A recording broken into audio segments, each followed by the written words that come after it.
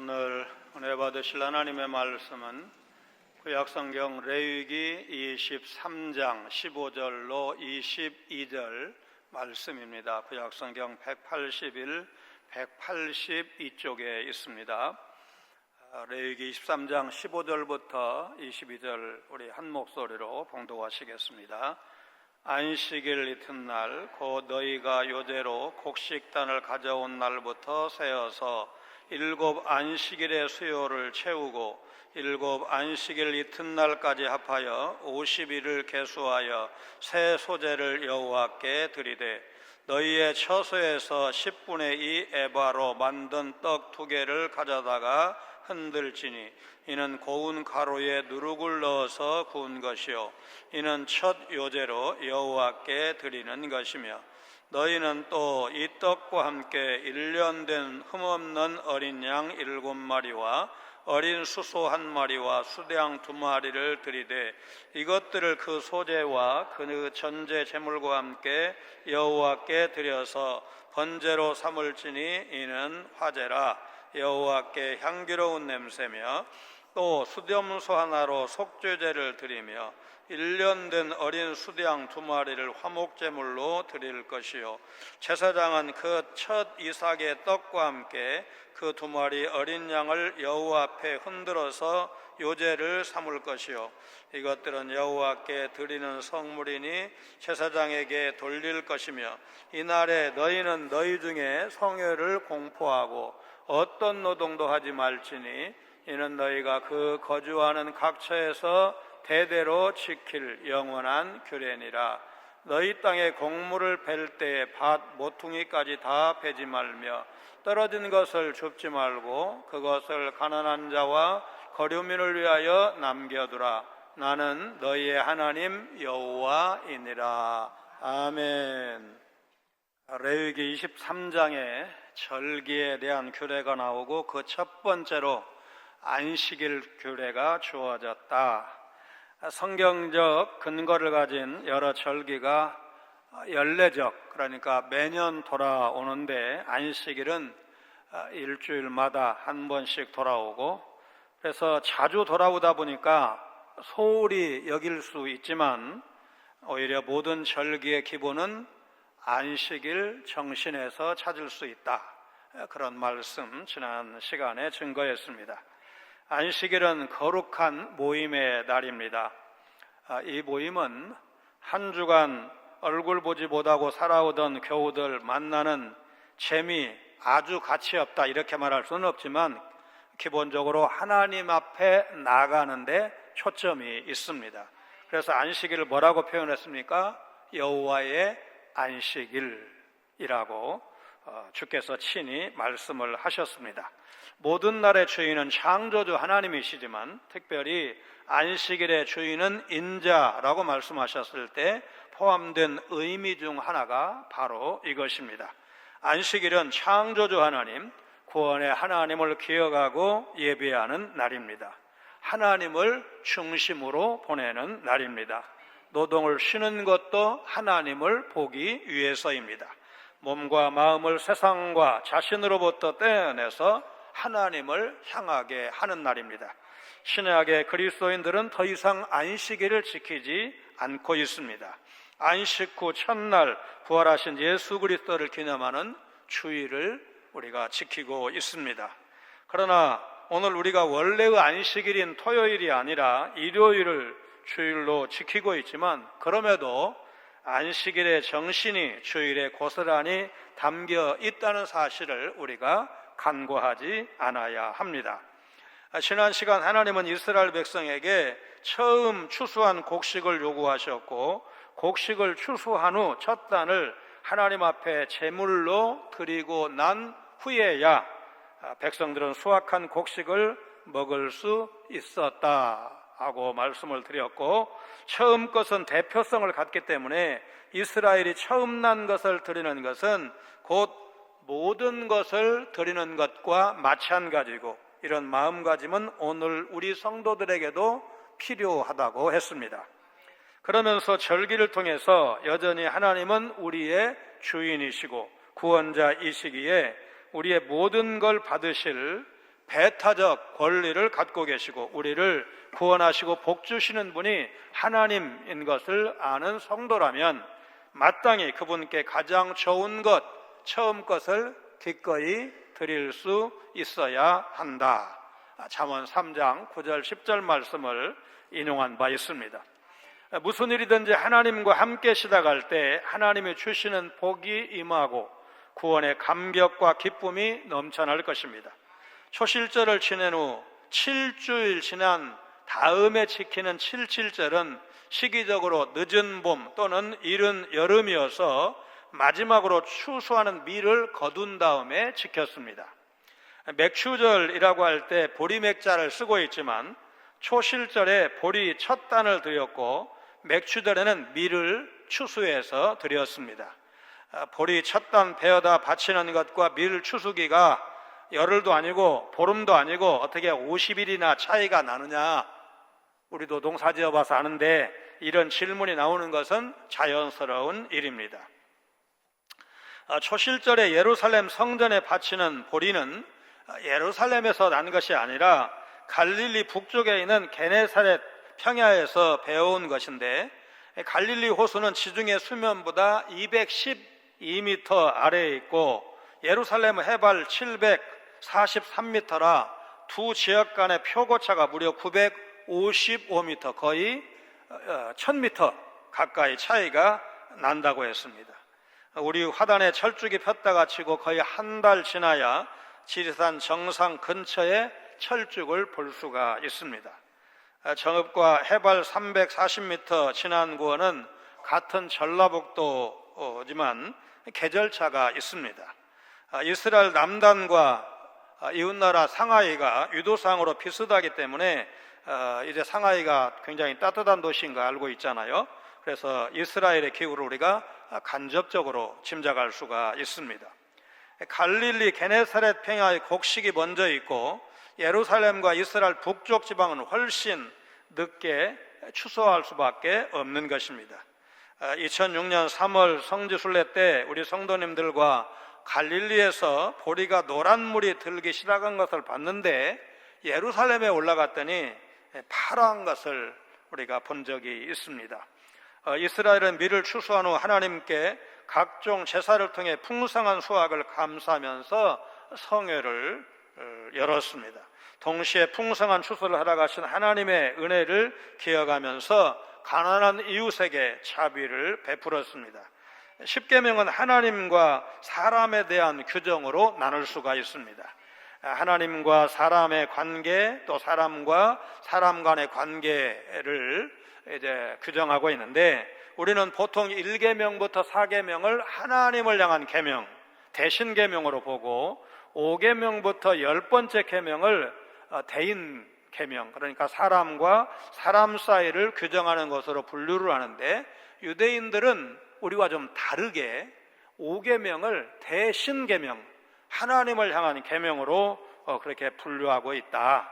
그래서 유대인들은 5계명, 내 부모를 공경하라, 그리하면 내가 땅에서 잘되고 내 생명이 길리라, 이 계명을 대신 계명으로 보기 때문에 하나님을 공경하듯 내 부모를 공경하라, 그렇게 가르치고 있다는 말씀을 언젠가 어버이주일 혹은 그 전주일쯤에 이제 설교한 적이 있습니다.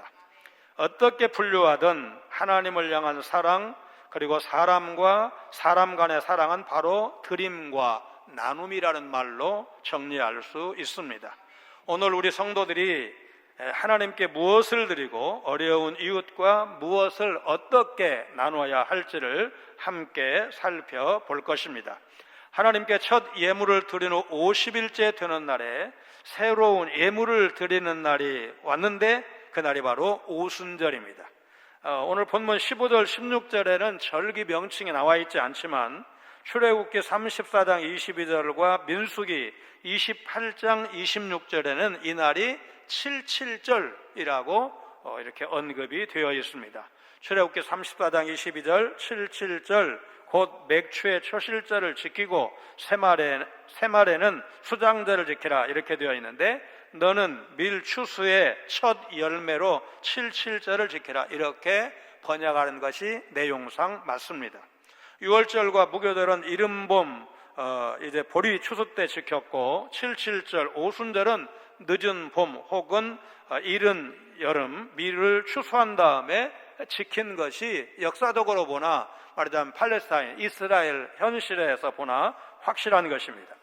오순절 역시 이스라엘 백성이 지켜야 할 거룩한 절기 중에 하나였습니다. 오순절에는 두 덩이의 밀가루떡 곧 유교병을 하나님께 드렸습니다. 이스라엘 백성은 유교병을 이제 먹으면서 이 명절을 기쁘게 보냈습니다. 오순절은 가나안 땅의 풍성함을 누리며 감사하는 절기였습니다. 초실절에 보리 첫 곡식단을 드릴 때는 어린 양 한 마리를 바쳤지만, 오순절에는 7마리의 어린 양, 2마리의 숫양, 그리고 소 1마리를 번제로 드렸습니다. 풍성함 가운데서 하나님께 감사하지 못한다면 그 풍성함은 이슬처럼 사라져 버릴 것입니다. 성도들은 하나님이 주신 것이 무엇이든지 이제 우리 헤아리면서 감사하는 삶을 살아야 할 것입니다. 조금 전에 불렀던 봉헌 찬송 591장 3절 불렀는데, 우리 2절 찬송을 한번 같이 부르겠습니다.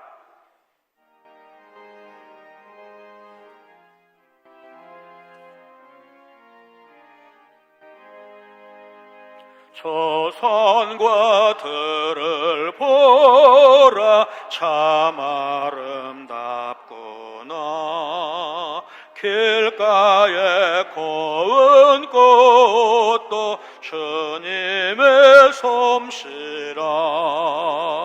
저 공중 나는 새도 다 먹여주시니 그 사랑하는 자녀 돌보지 않으랴. 온갖 귀한 선물 주님의 주신 곳, 그 풍성하신 은혜를 다 감사드리세.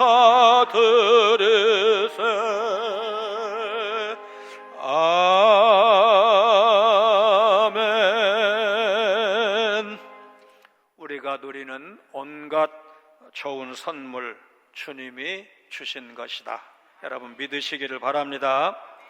77절에는 안식일이나 다른 주요 절기들과 마찬가지로 모든 일을 멈추고 성회로 모여야 했고, 햇곡식으로 만든 떡을 포함한 다양한 제물을 하나님께 드렸습니다.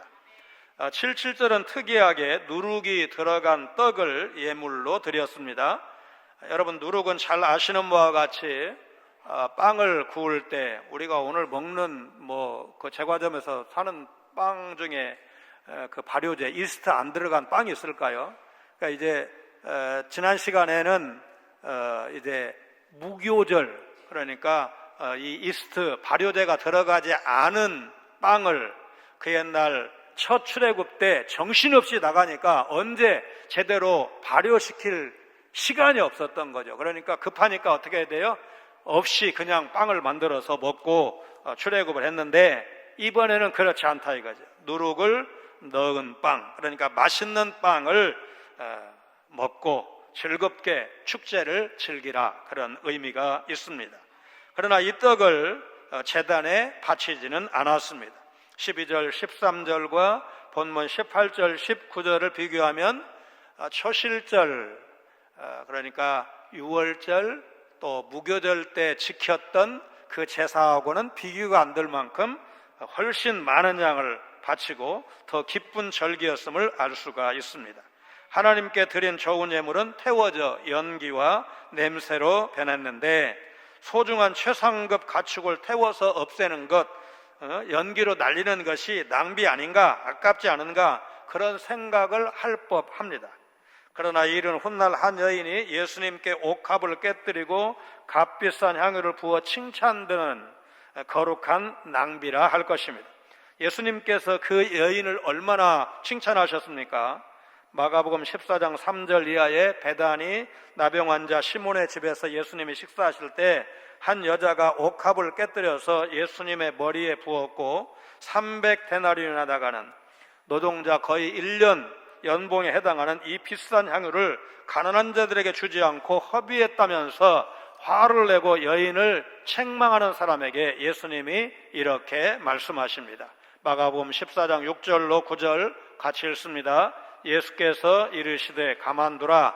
너희가 어찌하여 그를 괴롭게 하느냐. 그가 내게 좋은 일을 하였느니라. 가난한 자들은 항상 너희와 함께 있으니 아무 때라도 원하는 대로 도울 수 있거니와 나는 너희와 항상 함께 있지 아니하리라. 그는 힘을 다하여 내 몸에 향유를 부어 내 장례를 미리 준비하였느니라. 내가 진실로 너희에게 이르노니 온 천하에 어디서든지 복음이 전파되는 곳에는 이 여자가 행한 일도 말하여 그를 기억하리라 하시니라. 평소 가난한 사람, 소외된 사람들을 따뜻하게 대하시던 예수님의 모습과 여러분 좀 달라 보이지 않습니까?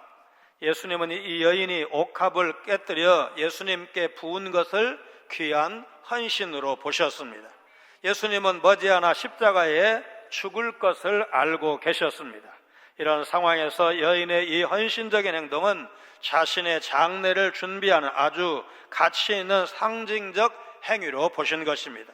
당시에 죽은 자의 몸에 향유를 바르는 것은 유대인들의 관습이었습니다. 팔레스타인 더운 날씨에 시신이 부패할 때 나는 냄새를 조금이라도 줄이기 위한 의도가 있었을 것입니다. 창세기 50장 2절에 요셉이 자기 아버지 야곱이 죽었을 때 의원에게 향으로 처리하도록 명령하는 장면, 50장 26절에 요셉이 죽었을 때 그의 몸에 향재료를 놓고 입관하였더라 말씀하고 있습니다. 여기에 중요한 원칙이 있습니다. 주님을 영예롭게 하기 위해서 자신의 최선과 최고의 것을 바치는 것은 결코 헛된 낭비가 아니라 귀한 헌신이라는 것입니다. 하나님은 우리의 모든 걸 받으시기에 합당하신 분입니다. 우리가 하나님께 제물을 드리는 것은 물질 이상의 신앙 고백을 드리는 것입니다. 우리의 드림은 그 무엇보다 하나님이 귀하시다는 고백과 함께 드려야 효과가 있습니다.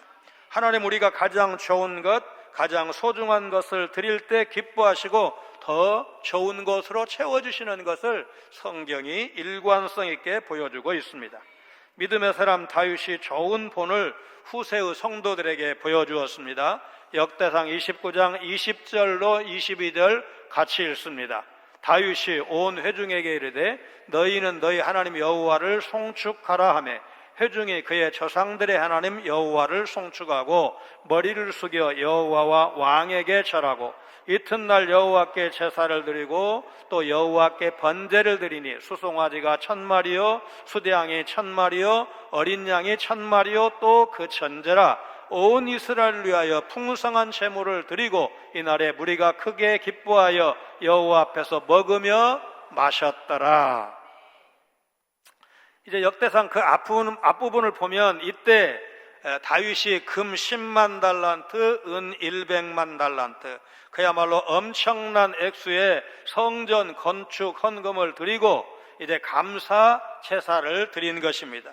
여러분, 제사 규모가 이렇게 대단할 정도면 다윗이, 이스라엘 백성이 받은 것 없이 어떻게 이런 엄청난, 아까 여러분 초실절 때 드렸던 말하자면 좀 초라한 그 제사, 그 다음에 맥추절 때 드렸던 상대적으로 풍성한 제사 이랬는데, 여러분 이 다윗이 드린 제사하고 비교하면 여러분 규모가 다르잖아요. 수송아지가 1000마리, 수대양이 1000마리, 어린 양이 1000마리.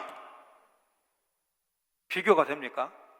여러분, 그보다 훨씬 많이 받지 않으면 어떻게 이렇게 엄청난 제물을 드릴 수가 있겠습니까?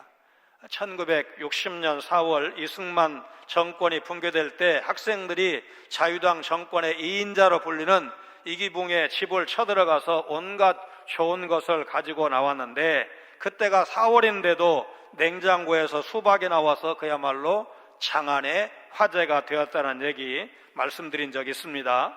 지금은 4월이 아니라 한겨울에도 수박, 딸기, 오렌지, 요즘은 또 망고도 수입을 해와가지고 망고도, 체리도 정말 온갖 좋은 과실을 먹을 수가 있습니다. 여러분 생각해보면 세종대왕이 한겨울에 오렌지를 꿈이나 꾸었겠습니까? 체리를 어떻게 먹을 수가 있고 수박을 어떻게 먹을 수가 있겠습니까? 그러면 우리는 적어도 먹고 사는 문제만은 세종대왕보다 고종임금보다 이승만 박사보다 훨씬 더 좋은 것 먹고 있다는 것, 살고 있다는 것 여러분 확실하지 않습니까? 여러분, 이미 우리는 하나님께 많은 것을 받았습니다. 멀리 갈 것 없이 50년 전, 60년 전과 비교했을 때 여러분 지금 세계적인 위상을 우리가 기억을 한다면 얼마나 감사할 일입니까? 하나님께 받은 사랑을 인색감 없이 표현할 때 우리의 신앙은 하나님의 기쁨이 될 것입니다. 밀을 수확하는 풍성한 날에는 하나님께 드릴 뿐만 아니라 이웃과 나누어야 했습니다. 이웃과 나누는 것은 하나님께 드리는 것 못지않게 하나님께서 중요하게 말씀하셨습니다. 하나님은 이스라엘 백성에게 풍성한 수확으로 예배를 드리고 난 후에 어려운 이웃을 돌볼 것을 명령하셨습니다. 하나님께 요제로 흔들어 드린 재물은 제사장과 나누어야 했고, 밭에서 곡식을 벨 때는 가나안 이웃을 생각하며 한 모퉁이를 남겨야 했습니다. 그리고 떨어진 이삭은 줍지 말라 명령을 하셨는데, 나중에 이삭을 줍다가 이삭과는 비교할 수 없는 남편 보아스를 만난 이야기 여러분 기억하시죠? 룻기입니다. 여러분, 이 규례를 잘 지키는 경건한 사람, 경건한 부자가 있었기에 가능한 만남이었습니다. 레위기 19장은 하나님의 백성이 지켜야 할 사회윤리, 의식적인 규례를 말씀하고 있습니다. 비록 사회적이고 윤리적인 규례일지라도 그것을 범하면 신앙적인 범죄가 되는데, 그 이유는 이스라엘은 다른 여느 세속 국가와는 다른 신앙 공동체였기 때문입니다.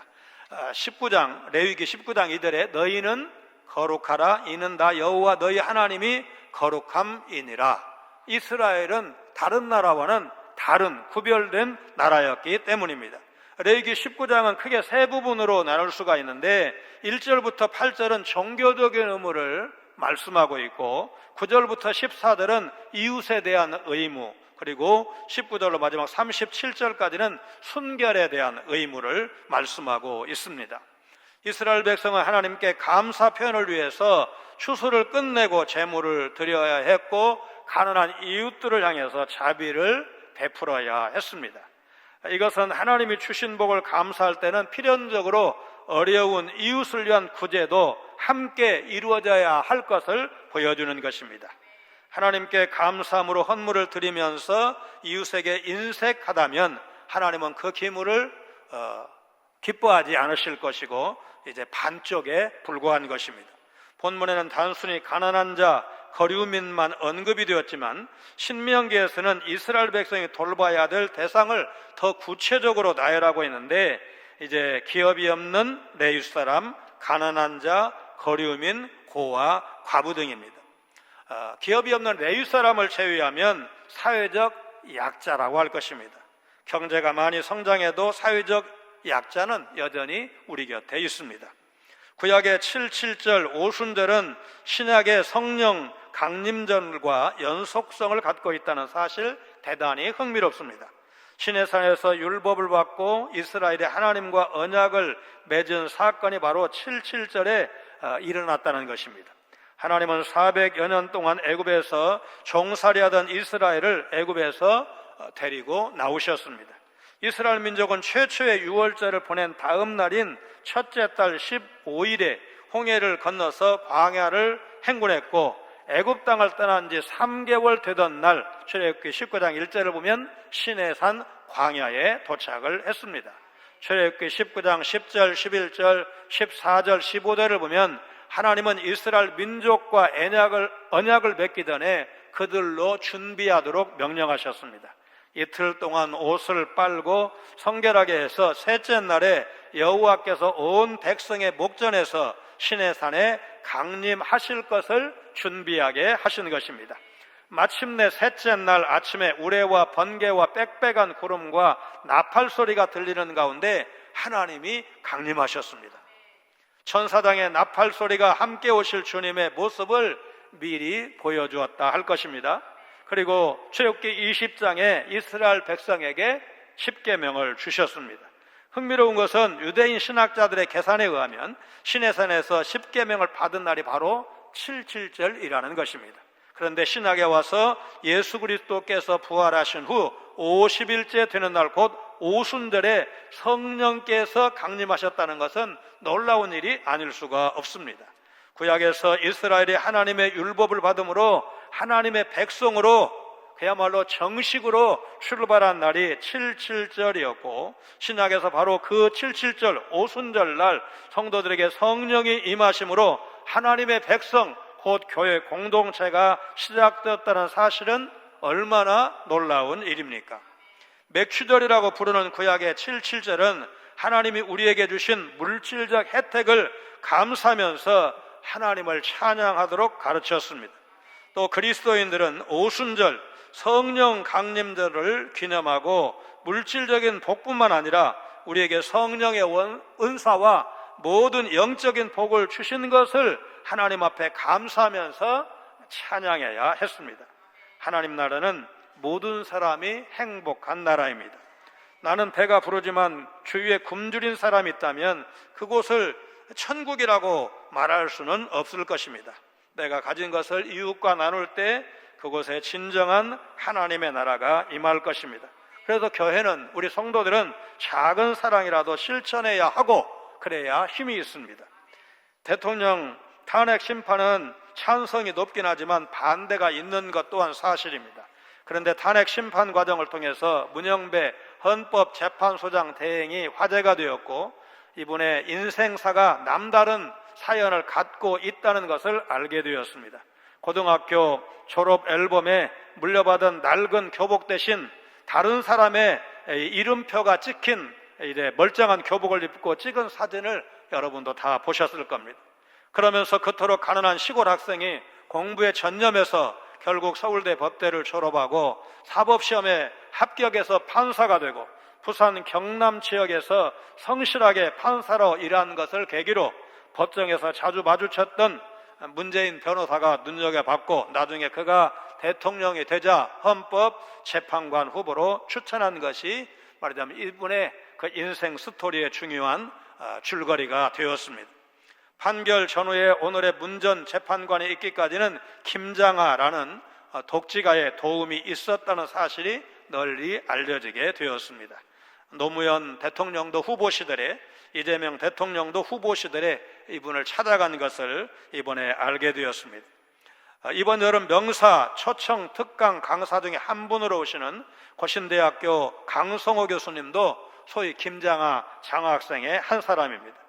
강 교수님은 언론 인터뷰를 통해서 김장하 선생이 기독교 신자는 아니지만 서울대학교를 졸업하고 신학대학원에 진학해서 목사가 되겠다고 말씀을 드렸을 때 목사도 꼭 필요하다, 훌륭한 목사가 되어서 우리 사회에 기여하라고 격려했다는 말을 듣고 이제 연락해서 이분이 기독교 윤리를 가르치는 교수이신데 우리도 안 믿는 사람도 이렇게 나눔을 실천하는데 우리 교회, 우리 성도들도 좀 자극을 받아야 되겠다. 그래서 이분을 초청하게 되었습니다.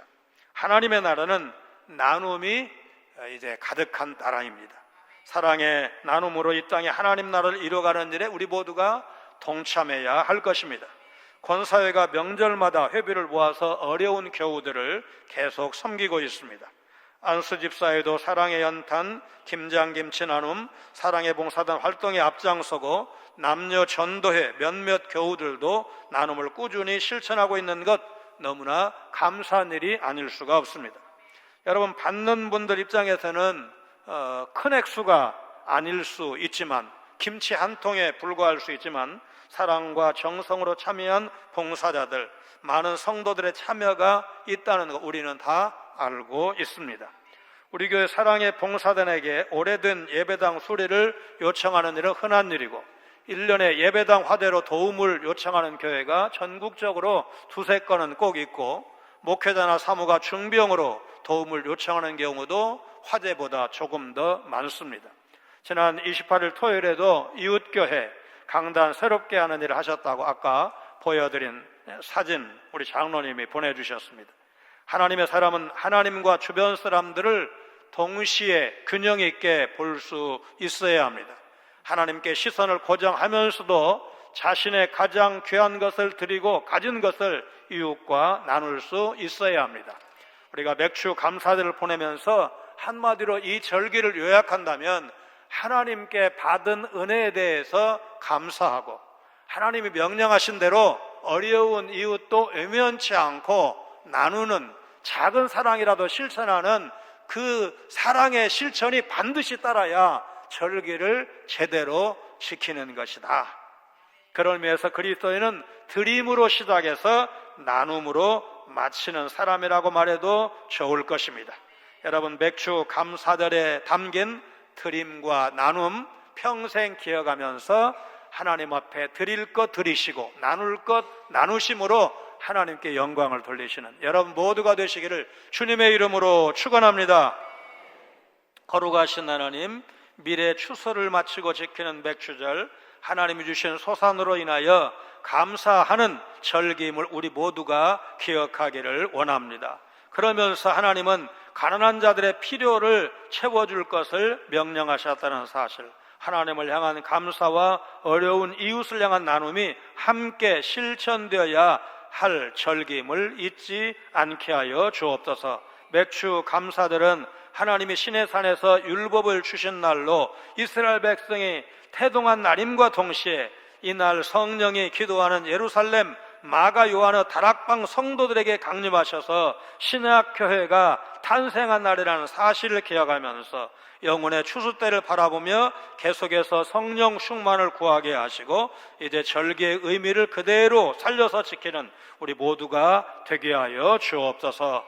예수님 거룩하신 이름으로 간절히 기도하옵나이다. 아멘.